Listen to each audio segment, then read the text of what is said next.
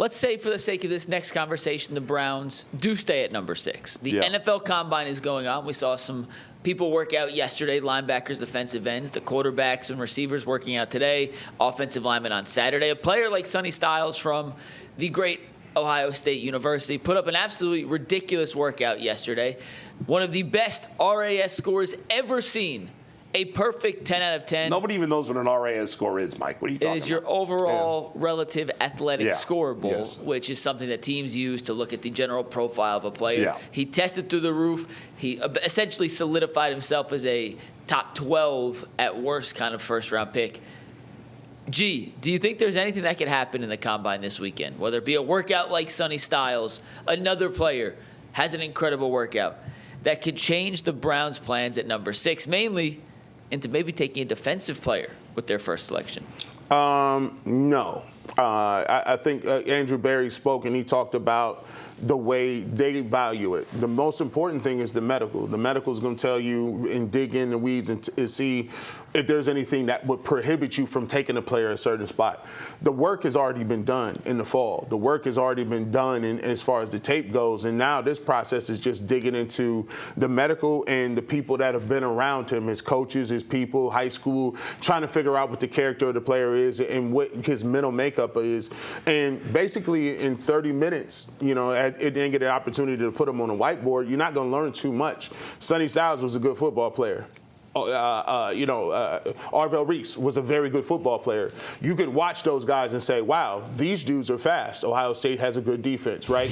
So those times are not just confirming what we already knew. Like, he's going to run 4.4. He's going to jump 40 inches. Yeah. I think the tape has to do with it. Now, the medical can take you off the list. Yeah.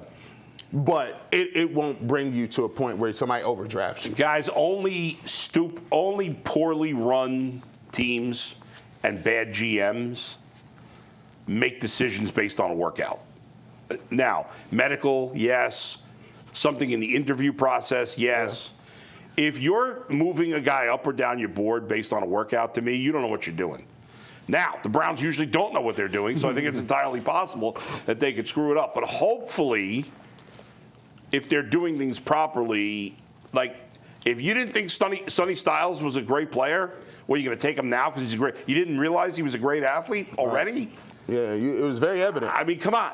So I think, again, that's what bad organizations do. That's when we see crazy picks in the draft, and we all know the history of these workout warriors that have disappointed. Is there examples, I'm honestly asking this, I can't think of one, of guys who shot up because of Combine who actually lived up to it? No. Calvin Johnson. Now, we don't know. But Calvin was a top player. But we don't know that these guys really moved up because of that. Right. But there are like workout darlings. The guys that you know of. John Ross. LeVar Arrington. Darius Hayward-Bay. The Campbell dude from Maryland. That the Raiders drafted Darius like Hayward-Bay, 4.7. yeah. Vernon Davis was a workout. Not LeVar Harrington. Sorry, Vernon Golston. Vernon Golston. His arms were like smothered pumpkins. Right. He was Vernon mad. Davis was a workout warrior. Vernon Davis. I remember Mike Mamula from back in the day. Was a guy who shot up charts. Yep. But who of them? None of them are any good. So, I mean, the things that to me would impact on Combine Weekend are your interviews, who you sit with, who you talk to. That has a huge impact on what teams think. As fans, we only see on the field. You only see how fast they're running. But that's not the important part of this process. The important part is the in-person interviews and the medicals.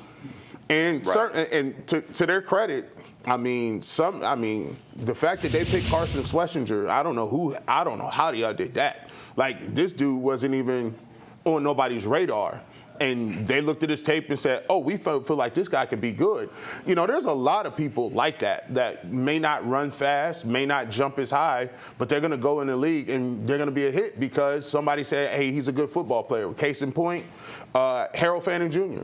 I mean, he's from Bowling Green. Like most people would say, how'd you guys pick this guy out of any of the other people? But, this just kind of confirms what you see on tape. Now, if you get a guy who's not as fast as you think, you may want to go back to the tape and say, let me see, like, does he have upside? Does he have, if I want a deep threat, is he going to be able to have long speed in the NFL if he runs a very slow time? But then again, Jarvis Landry ran like a 4.7.